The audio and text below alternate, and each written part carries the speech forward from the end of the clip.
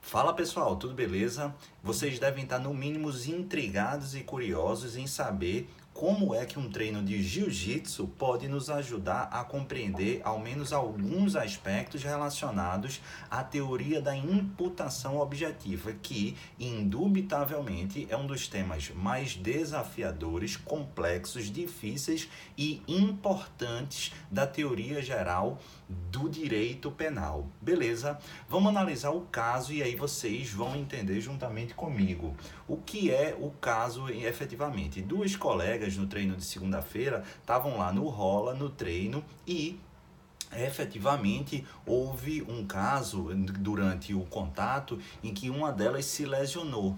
O que é que aconteceu? Houve um rompimento de uma das membranas lá internas do ouvido, alguma coisa desse tipo, e houve um sangramento muito grande.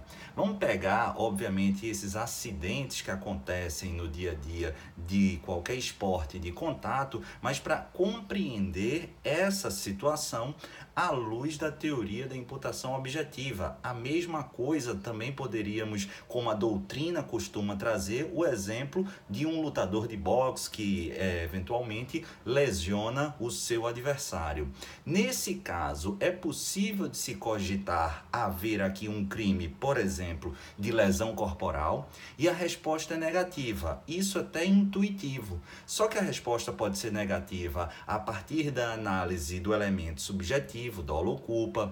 A gente pode afastar o aspecto criminoso por um eventual excludente de antijuridicidade ou de ilicitude, mas no que me interessa aqui é afastar a própria tipicidade objetiva no que tange à aplicação da teoria da imputação objetiva.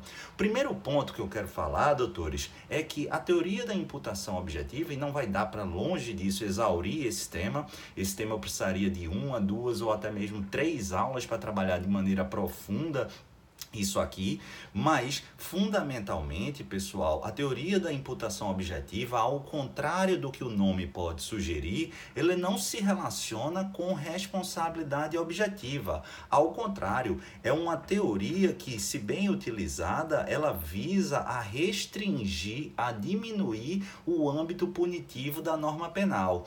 Por isso, inclusive, conforme diz Paulo Queiroz, excepcional doutrinador, alguns doutrinadores conhecem ou chamam, apelidam essa teoria de teoria da não imputação objetiva.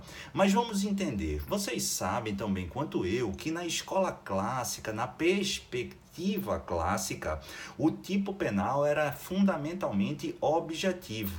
E como era um tipo penal fundamentalmente objetivo, a gente conseguia explicá-lo e analisá-lo isoladamente a partir, por exemplo, da teoria da equivalência dos antecedentes causais.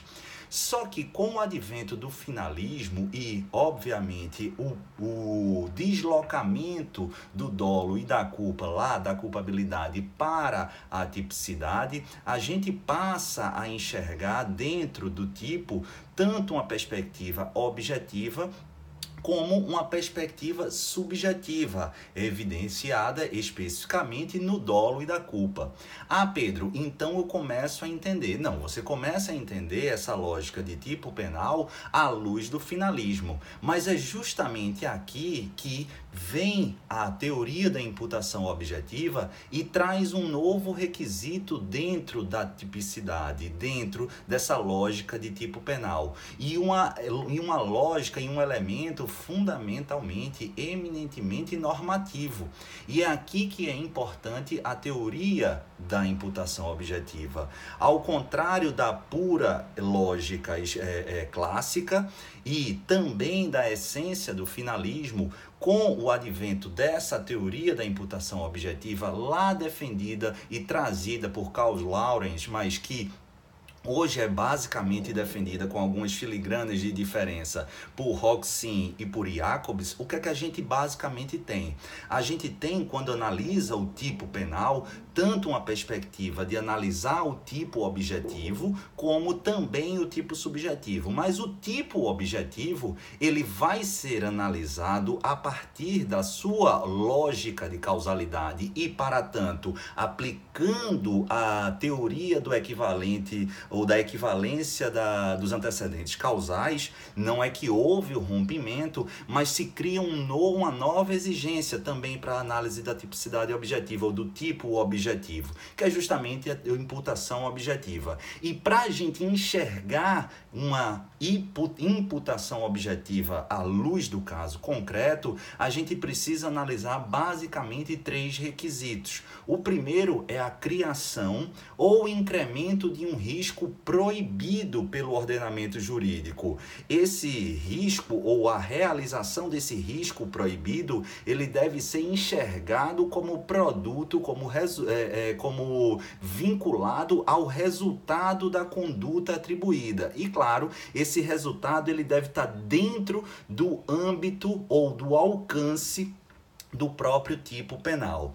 Há algumas filigranas, há algumas coisas que a gente precisaria explicar para desenvolver o tema, mas o objetivo desse vídeo, como eu anunciei lá no começo, é entender a lógica lá do caso do jiu-jitsu, poderia ser do boxe ou qualquer esporte de contato, com a imputação objetiva. E para isso, eu vou precisar apenas analisar o primeiro requisito dentro dessa teoria da imputação objetiva, conforme eu mencionei, a criação ou incremento de um risco proibido pelo direito. A análise do risco proibido pelo direito está claramente ligada ao princípio da confiança. Mas perceba, nem todo comportamento arriscado ele é efetivamente proibido pelo direito e tampouco pelo direito penal. O exemplo clássico e que faz todo sentido é a luta corporal que há contato.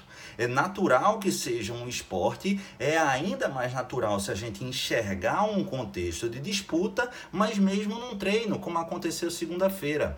Houve uma lesão, houve uma aderência, uma adequação típica, será?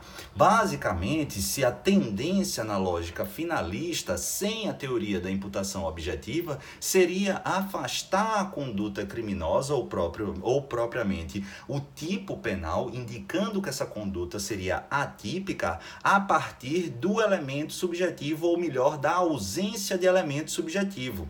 Contudo, pela teoria da imputação objetiva, a gente sequer precisa analisar o tipo subjetivo, ou seja, não precisa sequer apreciar se houve nesse comportamento dolo ou culpa. Por quê? Porque a gente consegue afastar essa tipicidade apenas dentro da análise do tipo objetivo. Por quê? Porque a causalidade, naturalmente, ela existe. Porque a gente aplica a teoria da equivalência dos antecedentes causais e consegue enxergar um nexo de causalidade aqui entre a conduta e o resultado. Contudo, não há nesse comportamento a criação e tampouco o incremento de um risco proibido. O risco que se enxergou de lesão corporal dentro da prática de um esporte de contato não é um risco proibido no âmbito jurídico, no âmbito do ordenamento jurídico pátrio, no âmbito do próprio direito penal. Daí porque, ao aplicar a teoria da imputação objetiva, a gente afasta essa imputação objetiva e, como consequência, afasta até mesmo a tipicidade objetiva. Beleza, pessoal? Lembrando, tipicidade, melhor colocando, imputação objetiva é uma teoria vinculada e aplicável exclusivamente aos crimes materiais. Não faz sentido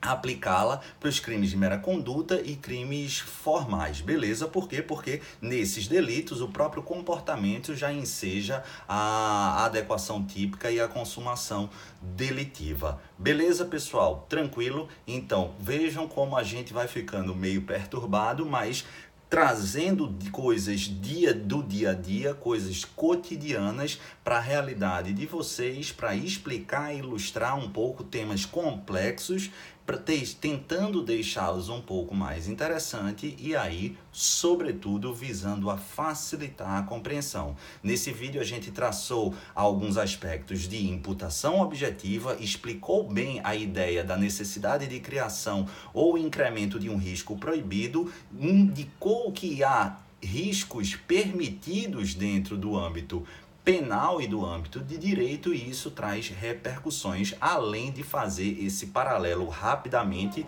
de uma evolução e modificação de tratamento na perspectiva causalista ou clássica, melhor, na perspectiva finalista pura e, naturalmente, a partir da imputação objetiva. Comenta aí embaixo se você gostou, dá ideias para outros vídeos, e se você gosta dessa tentativa, ao menos minha, de buscar coisas que acontecem na minha vida e na vida de todo mundo e trazer para ilustrar institutos muito importantes e relativamente complexos e difíceis do direito penal, do direito processual penal e das legislações penais especiais. Espero que vocês tenham gostado. Um beijo no coração. Até o próximo vídeo.